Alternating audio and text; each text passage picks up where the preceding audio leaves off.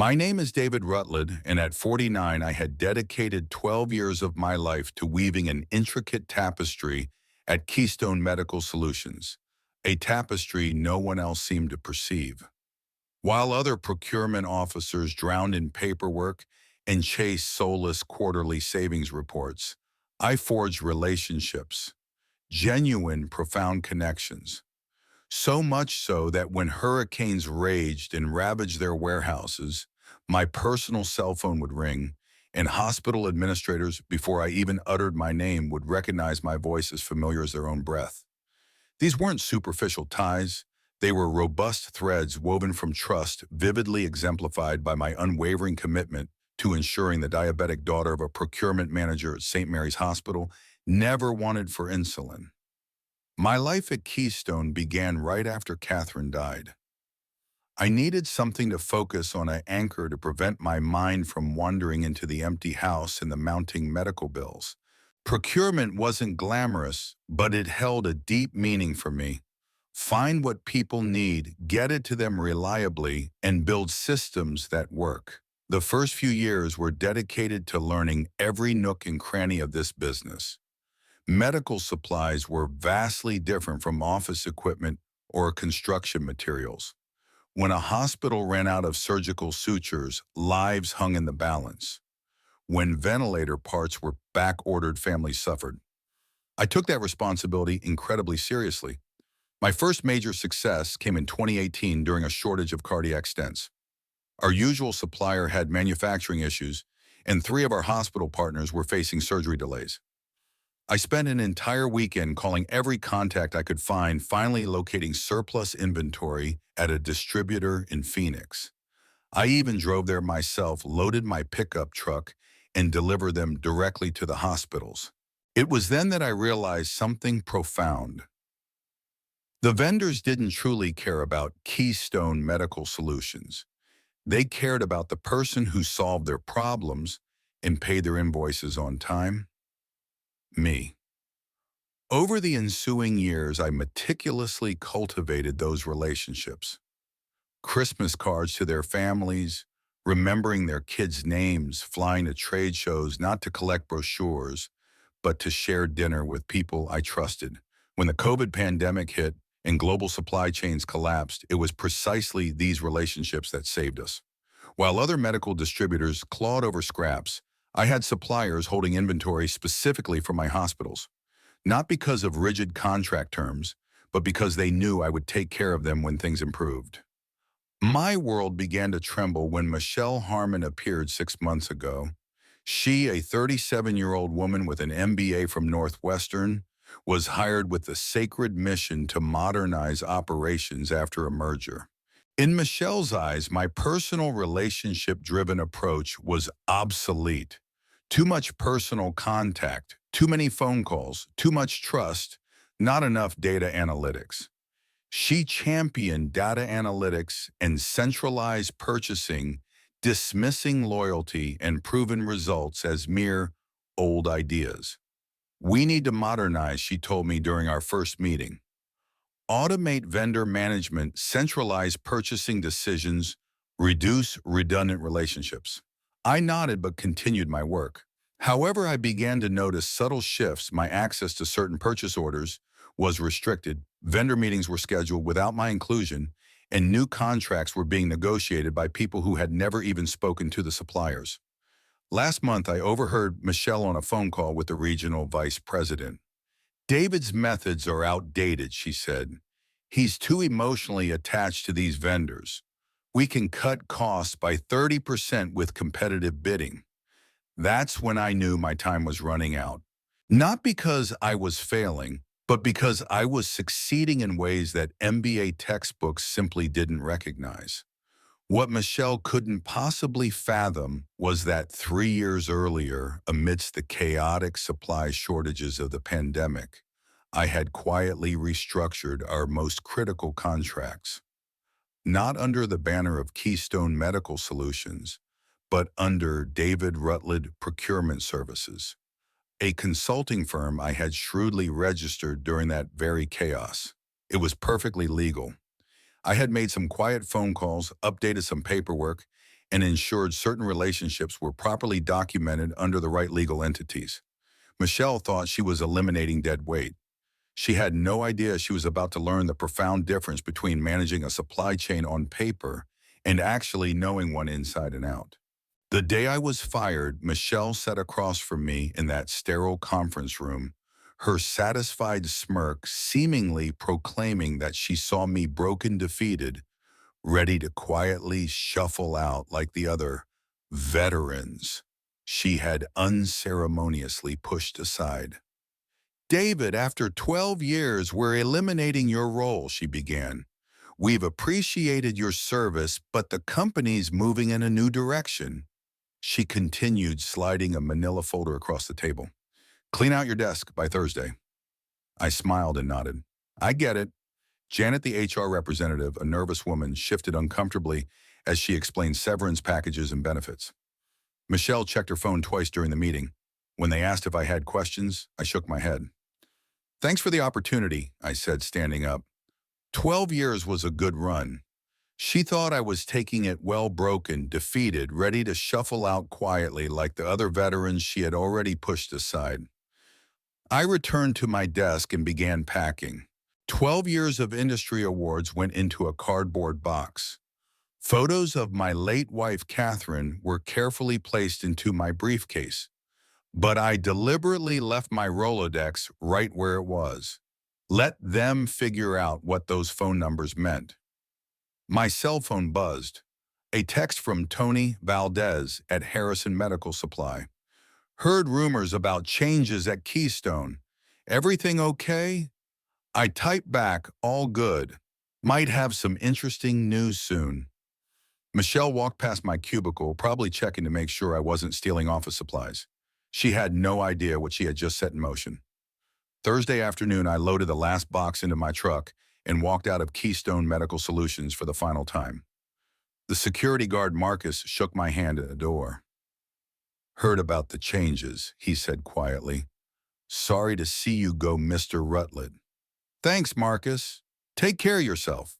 I drove home to my house in Cedar Rapids and sat in the kitchen with a cup of coffee. 12 years of work reduced to 3 cardboard boxes in my hallway. Catherine's photo smiled at me from the mantel. She would have found this whole situation grimly amusing. 30 years of marriage, and you still don't see things coming until they hit you, she used to say. But this time I had seen it coming, and I had prepared. My phone rang. It was Jerry Morrison from Midwest Surgical Supply.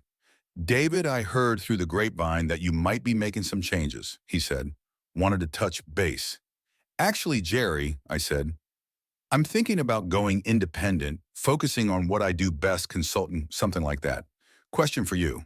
If I started my own logistics firm, would Midwest be interested in exclusive partnership agreements, better terms than what you have with the big distributors? Jerry was quiet for a moment. David, he finally said, you know damn well that 90% of our business comes through relationships you built. If you're asking whether we'd rather work with you directly or deal with whatever corporate robot they put in your place, that's not even a question. I made 6 more calls that evening. Same conversation, same response. By Friday morning, I had commitments from every major supplier I had worked with for the past decade. Not just to do business with my new company, but to terminate their existing contracts with Keystone Medical Solutions. The beautiful thing about vendor relationships in the medical supply industry is that most contracts have 30-day termination clauses, standard protection for both sides. Vendors can't be locked into deals with unreliable distributors, and distributors can't be stuck with suppliers who don't perform. What Michelle didn't understand was that those vendors had been doing business with me, not with Keystone. When I left, the relationships left with me. I spent Saturdays setting up David Rutledge Healthcare Logistics in my spare bedroom. A humble space brimming with potential, business license, insurance, bank accounts all finalized. By Sunday evening, I had a functioning company. Monday morning, I sent out termination notices. 5 major suppliers, 30-day notice, professional, courteous, and completely legal. Then I sat back and waited. I knew Michelle was about to discover that firing the guy who built your entire supply chain was like firing the foundation of your building. Everything else just falls down. Tuesday morning, Michelle Harmon walked into her office expecting a routine day of optimizing operations. Instead, she found her assistant holding a stack of overnight faxes and looking concerned. "These came in this morning," she said. "Contract terminations." Michelle glanced at the first page. Harrison Medical Supply 30-day termination notice effective immediately for new orders. The second page was worse. Midwest Surgical Supply, same notice. By the third page, Michelle's hands were shaking. 5 of their largest vendors all terminating on the same day. She grabbed her phone and called Harrison Medical Supply. "Tony Valdez, please." "This is Michelle Harmon from Keystone Medical Solutions. Tony's in a meeting," the receptionist said. "Can I take a message?" "This is about the termination notice. There must be some mistake." "No mistake. Mr. Valdez was very clear about the decision. I need to speak with him today. This is urgent. I'll pass along the message." The line went dead. Michelle tried Midwest Surgical next. Jerry Morrison wasn't available. Neither was the account manager or the regional director. By noon, she had called every terminated vendor. None of them would take her calls. She pulled up the vendor files on her computer, looking for leverage, contract terms, penalty clauses, anything that could force them to honor their agreements. What she found made her stomach drop. Every major contract had been renegotiated during 2022 during the pandemic's supply shortages. All of them included 30-day termination clauses with no penalties, standard industry practice for medical supplies. But there was something else. The contact person listed on every contract wasn't Keystone Medical Solutions. It was David Rutledge, Senior Procurement Specialist. Michelle stared at her screen. She had fired the guy whose name was on every critical vendor relationship, the guy who had apparently structured those relationships to be portable. Her phone rang. It was Regional Vice President Harrison Clark. "Michelle, I'm getting calls from 3 hospital systems. They're asking about supply chain disruptions." "What's going on?" "We had some vendor contract issues." "I'm handling it." "Handling it? How St. Mary's Hospital says their surgical supply order was just canceled. They have procedures scheduled for next week." Michelle felt sweat on her forehead. "I'll call them back and straighten this out." "You better. If we lose hospital contracts because of supply chain failures, heads are going to roll." After Clark hung up, Michelle sat in her office trying to process what was happening. David Rutledge had been fired on Monday. By Tuesday, their entire supply network was falling apart. She called Human Resources. "Janet, I need David Rutledge's personal contact information. We have some follow-up questions about his vendor relationships. I can't give out personal information on former employees." "Company policy. This is business critical. We're having supply chain issues. You'll need to go through legal for that kind of request." Michelle hung up and called legal. They told her it would take at least a week to process the request, maybe longer. She tried a different approach.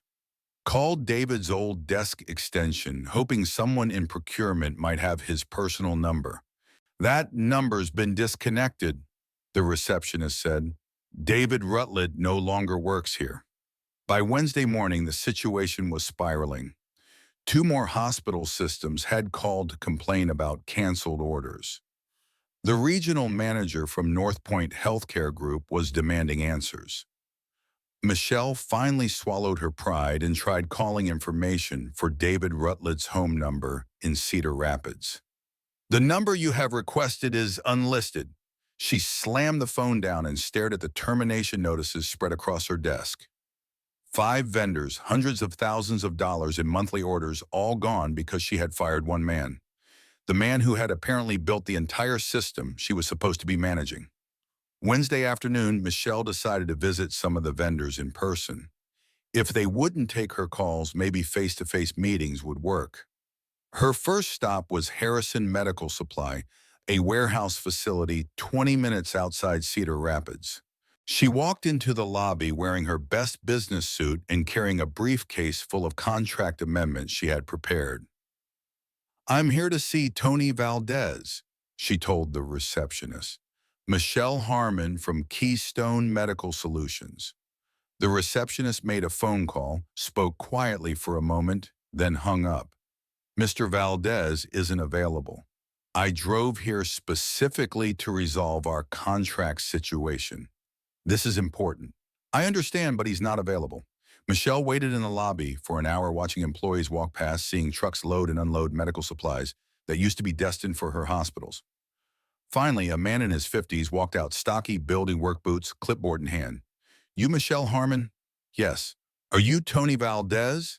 "I am. Walk with me." He led her outside to the loading dock where workers were moving boxes of surgical instruments. "Let me save us both some time," Tony said. "We're not resuming business with Keystone Medical Solutions. That decision is final. Can you tell me why we've had a good relationship for years?"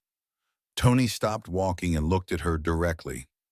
"Lady, we never had a relationship with Keystone Medical Solutions. We had a relationship with David Rutledge. When you fired David, you fired our business partnership. But the contracts were written to protect both sides. David made sure of that during the pandemic when everyone was scrambling. He told us that if anything ever happened to him, we wouldn't be stuck dealing with people who didn't understand the business." Michelle felt a chill. "What do you mean if anything happened to him? David's been in this industry for 20 years. He's seen companies get bought and sold, seen good people get pushed out by corporate types who think spreadsheets are more important than relationships. He protected us from that. We can offer better terms, more volume, competitive pricing."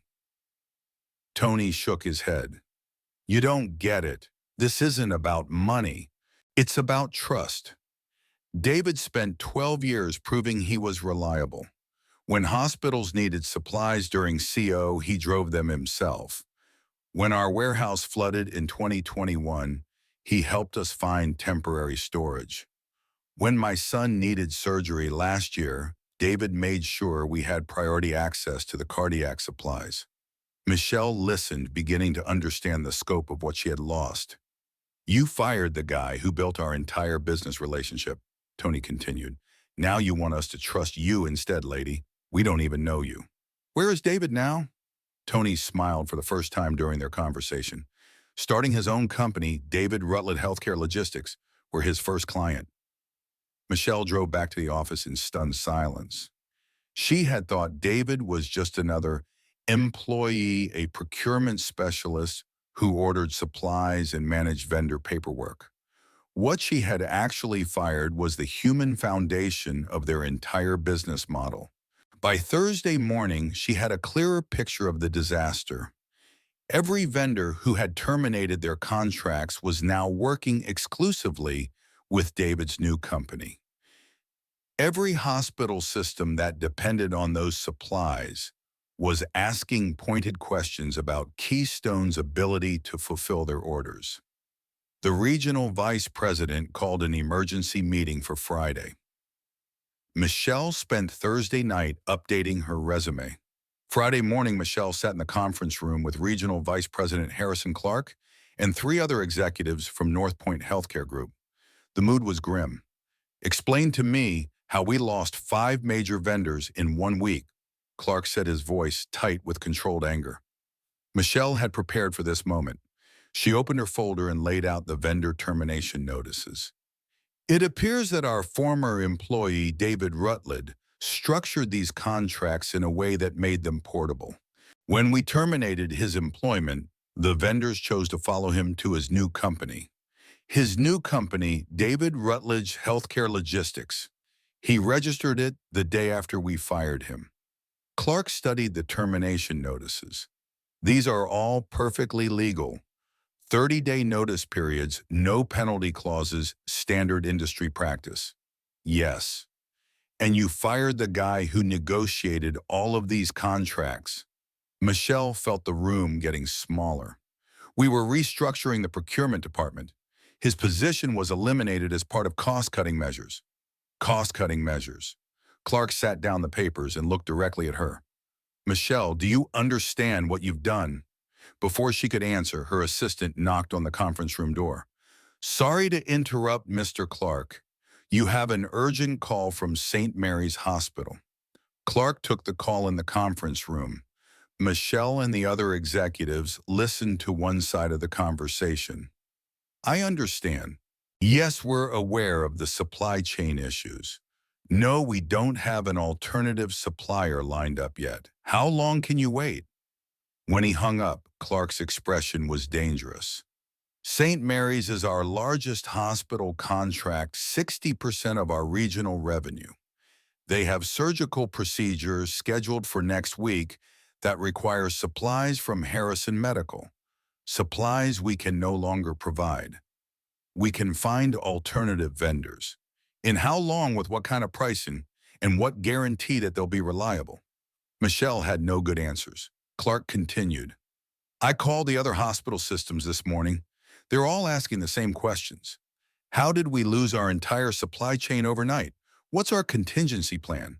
Why should they trust us with their medical supply needs if we can't maintain vendor relationships? The silence in the room was heavy. There's more, Michelle's assistant said from the doorway. David Rutledge called. He's offering to meet with us. Clark looked up sharply. He wants to meet when? This afternoon, if possible. He said he has a proposal that might help resolve the supply chain disruptions. Michelle felt a mix of relief and dread. Relief that maybe they could salvage a situation. Dread that David was now in a position to dictate terms. Set up the meeting, Clark said. 200. After the executives left, Michelle sat alone in the conference room. Her cost-cutting measure had turned into a company-threatening crisis in less than a week. The man she had fired with such satisfaction was now the only person who could save their business. Her phone buzzed with a text message from an unknown number. Michelle, this is David. Looking forward to our meeting this afternoon. Come prepared to discuss partnership terms. The vendors are willing to resume service to Keystone's hospital clients, but only through my company as the primary distributor. We'll need to work out the details. Michelle stared at the message. David wasn't offering to come back as an employee. He was offering to become their supplier. The man she had eliminated to cut costs was about to become their most expensive vendor. At exactly 2:00 p.m., David Rutledge walked into the Keystone Medical Solutions conference room wearing a navy blue suit and carrying a leather briefcase. He looked calm, professional, and completely in control. Michelle sat across from him, flanked by Harrison Clark and the legal team in the same conference room where she had fired him exactly 1 week earlier. David Clark said, "Thank you for coming. We understand you might be able to help us resolve these vendor relationship issues." David opened his briefcase and pulled out a folder. "I can do more than help. I can solve the problem completely. My vendors are willing to resume supplying all of Keystone's hospital clients immediately." Michelle felt a surge of hope. "However," David continued, "they'll only do business through David Rutledge Healthcare Logistics. I'll serve as the primary distributor. You'll purchase all medical supplies through my company." Clark leaned forward. "What kind of terms are we talking about?" David slid a contract across the table. "Standard distributor markup is 15%. Given the urgency of the situation and the specialized relationships involved, my markup will be 25%. Michelle's heart sank. 25% markup on hundreds of thousands of dollars in monthly orders meant David would be making more as their vendor than he ever had as their employee. "That seems excessive," she said. David looked at her with the same calm smile he had given her when she fired him. "Michelle, a week ago, I was a cost to be eliminated. Today, I'm the only solution to your supply chain crisis. The market determines value. Clark studied the contract.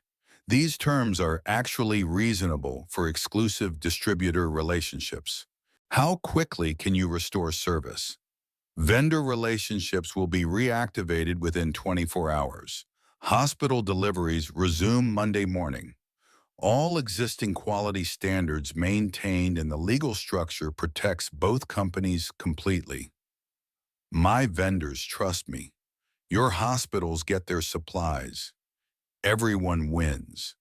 Clark signed the contract without further discussion. David shook hands with everyone in the room. When he reached Michelle, he held her gaze for a moment. Thanks for the opportunity, he said. Sometimes the best business decisions look like mistakes at first. 6 months later, David Rutland Healthcare Logistics had blossomed from a spare bedroom operation to a regional medical supply powerhouse. The vendor relationships I had cultivated over 12 years became the very foundation for contracts with hospital systems across 3 states. Michelle Harmon conversely lasted only 2 more months at Keystone Medical Solutions before accepting a position with a software company in Chicago. The supply chain crisis had been resolved, but her reputation as a manager was irreparably damaged. From my home office, I kept the business simple. No grandiose corporate headquarters, no stifling layers of management, just reliable people delivering essential supplies to the places where they mattered most. I hired 3 employees, 2 logistics coordinators, and 1 administrative assistant. All of them came from my old contacts in the industry. They understood that medical supply chains weren't about optimizing spreadsheets, but about ensuring a cardiac surgeon never had to cancel a procedure because the right stent wasn't available. On a Thursday evening in November, I sat in my home office reviewing the week's delivery reports. Every hospital order fulfilled on time, every vendor payment processed promptly. No emergencies, no crises, no angry phone calls from administrators whose patients were waiting for supplies. My phone rang. It was Tony Valdez from Harrison Medical Supply. David, got a minute? We're thinking about expanding into the Kansas City market. Interested in growing the partnership? Always interested in good business, Tony. Send me the proposal. After I hung up, I gazed at Catherine's photo on my desk. She would have been proud. Not because I had exacted revenge on those who had fired me, but because I had built something far better from what they had carelessly discarded. Sometimes the best response to being undervalued is proving your worth on your own terms.